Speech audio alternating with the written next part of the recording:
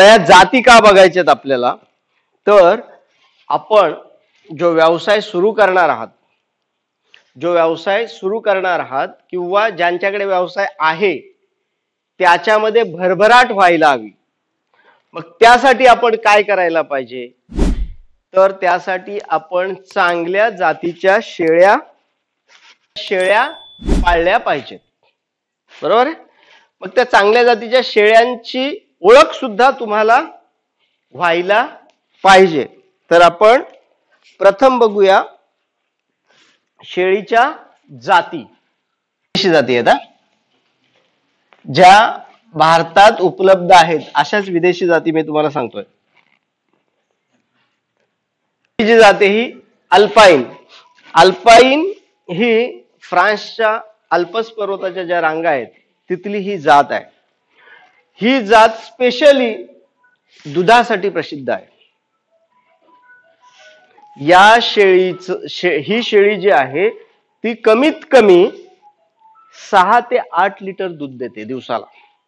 शेळी, आपल्याकडची गाय पण देत नाही, बरोबर आहे. आता ही मी का सांगतोय तुम्हाला, जर फ्युचर मध्ये जे तुमची गोल्ड बँक किंवा तुमचा जो काही व्यवसाय सुरू होणार आहे त्याच्यामध्ये आपल्याला दोन्ही गोष्टींचा विचार केला पाहिजे. बकऱ्यांना दूधही जास्त आलं पाहिजे आणि बकऱ्यांमधनं पिल्लांचं वजनही वाढलं पाहिजे. त्यावेळेला आपल्याकडे असलेल्या ज्या बकऱ्या आहेत त्यांच्यामध्ये जर या जातीचा नर ठेवला तर त्याच्यापासून होणारी जी पिल्लं आहेत त्या पिल्लांमध्ये दूध वाढेल आणि वजनही झटपट वाढेल. त्यानंतर अँग्लो नुबियन इंग्लिश सेरेबी ही इंग्लंड मधली जात आहे. या जातीचं वजन लवकरात लवकर वाढतं, ठीक आहे. त्याचबरोबर ही 2 ते 3 लिटर दूध पण देते. वजन वाढण्यासाठी स्पेशली एक जी जात आहे ती म्हणजे बोर. ही 2 प्रकारची येते, एक ऑस्ट्रेलियन बोर आणि एक आफ्रिकन बोर.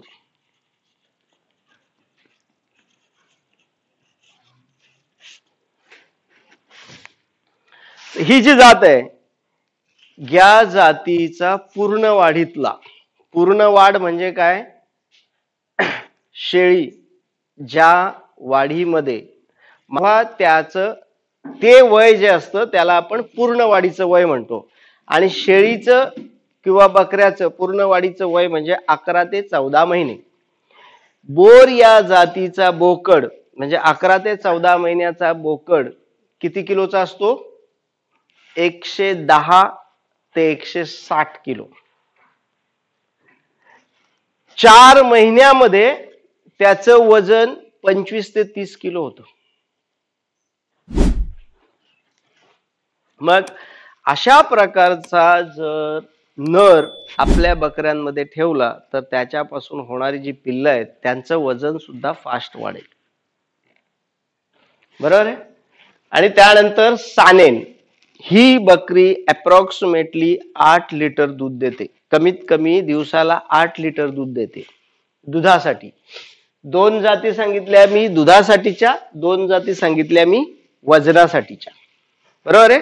म्हणजे पुढे जेव्हा आपल्याला या व्यवसायाला व्यावसायिक रूप म्हणजे या धंद्याला व्यावसायिक रूप द्यायचं आहे तेव्हा या गोष्टी आपल्याला उपयोगात आणायच्या आहेत.